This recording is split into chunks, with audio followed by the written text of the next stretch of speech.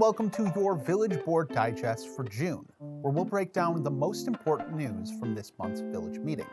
Let's get started.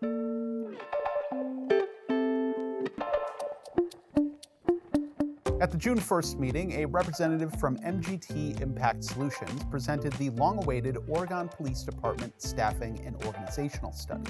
Through a review of available data, department policies, interviews, and site visits, MGT found a highly professional and dedicated department doing everything possible with the limited resources available. The study also found that both calls for service and the village's overall crime rate declined significantly from their 2023 highs, but identified several areas where the department could improve. The study's first major recommendation focused on staffing and patrol operations.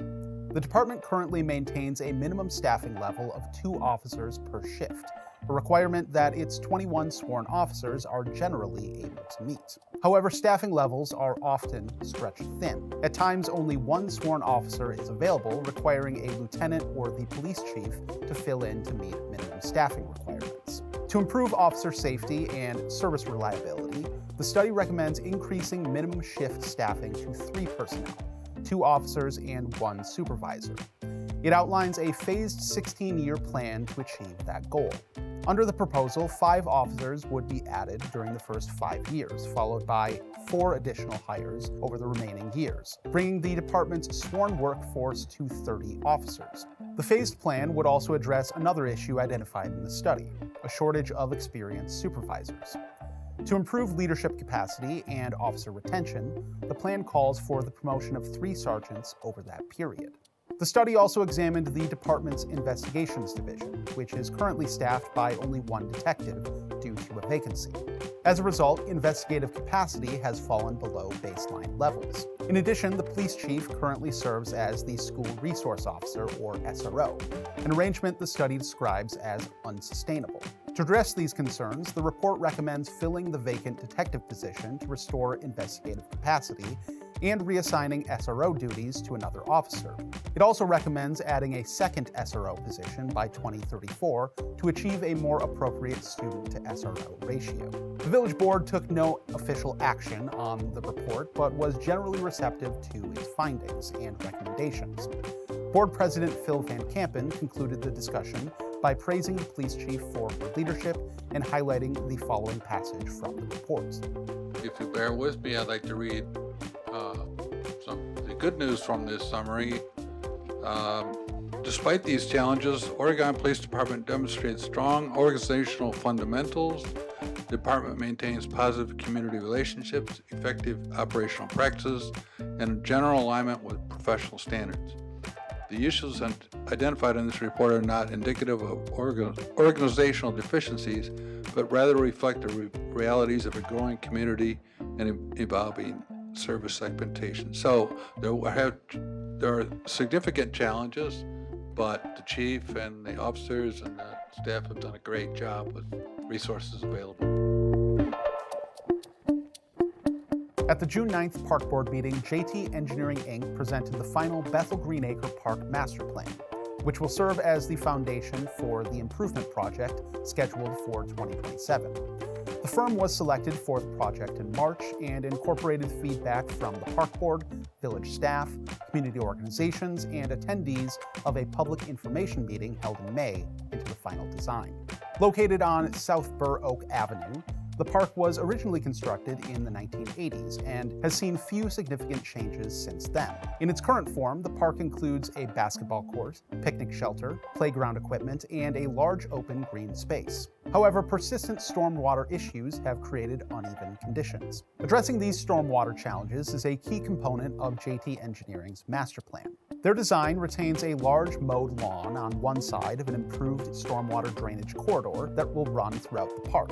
The west side of the green space will be transformed into a natural prairie, featuring native plants and vegetation designed to reduce the impact of stormwater throughout the park.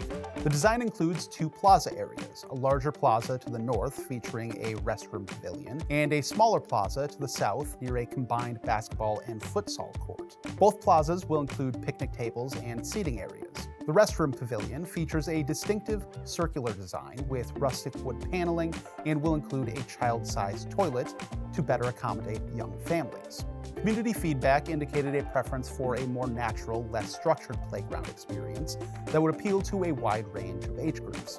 The plan emphasized climbing opportunities on the east side of the park, including natural features such as logs and boulders, as well as man-made elements like a rope climbing course. Along the western edge of the park, several smaller play areas will feature sandboxes and swings. The plan also includes a space that could serve as an outdoor classroom for teachers from the nearby school who wish to provide their students with some outdoor time. JT Engineering estimates the total project cost at just under $1.6 million, including a 15% contingency. This estimate is just above the currently allocated project budget of $1.5 million. Following the presentation, the Park Board approved the master plan by a 3-2 vote. Matt Lease and Judy Knudsen voted against the plan, citing concerns about the overall cost of the project. JT Engineering will now work with village staff to develop a more detailed design plan for final construction. That plan will require additional board approval before work on the improvement project can begin next year.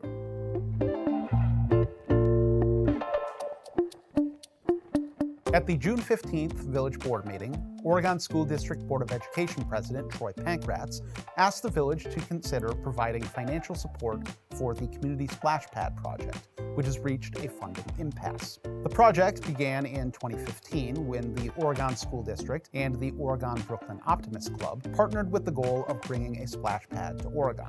The green space next to the Oregon Community Pool was selected as the site, and in 2018, the district constructed infrastructure to support the future facility, including a pump house and bathrooms.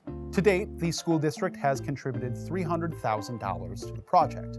Private donors have provided $547,000, and in 2023, the project received a $321,000 grant from the Wisconsin Department of Natural Resources. Despite these fundraising successes, the project remains $217,000 short of the amount needed to begin construction. Complicating matters further, the DNR grant is scheduled to expire in 2027. To help close the funding gap, project leaders are exploring an alternative water system design. The original design, estimated to cost $783,000, uses a recirculation system that would utilize water from an on-site reservoir and reuse it after treatment with chemicals. Leaders are now considering a flow-through system, which would draw in fresh water each day and discharge it into the storm drainage system after use. The flow-through design would reduce construction costs by approximately $110,000, lowering the immediate funding need. However, it would also significantly increase annual operating expenses and be far less environmentally sustainable. The recirculation system is expected to cost about $11,000 per year to operate, while the flow-through system would add an additional $19,500 in annual costs. The school district has already committed to covering the facility's operating expenses. The request to the village board was somewhat open-ended, seeking either a commitment to provide municipal water to the facility or a financial contribution to help close the current funding gap. Board members said they did not see a feasible or legal way to provide municipal water in a manner that would reduce operating costs. There was also no support for direct financial contribution, leaving the future of the community splash pad in serious doubt. Board President Phil Van Kampen summarized the board's position by saying, As a village grows, our need for additional staff and fair employee compensation and updating the maintenance of the village's own facilities must take priority over other requests, both internal and external. I don't see how I could support any funding. Following the meeting, the school district provided a statement to the Oregon Observer. We are actively working on a plan to move forward with the project while also being fiscally responsible. The Oregon School District Board of Education will formally discuss the next steps and potential funding strategies, including the use of community education funds, at their upcoming meeting on July 13th. You can watch that meeting live on OCA Media's YouTube channel. Thanks for joining us for this month's Village Board Digest. You can find full meetings on our YouTube page. You can join us next month for a full rundown of what's going on in your government.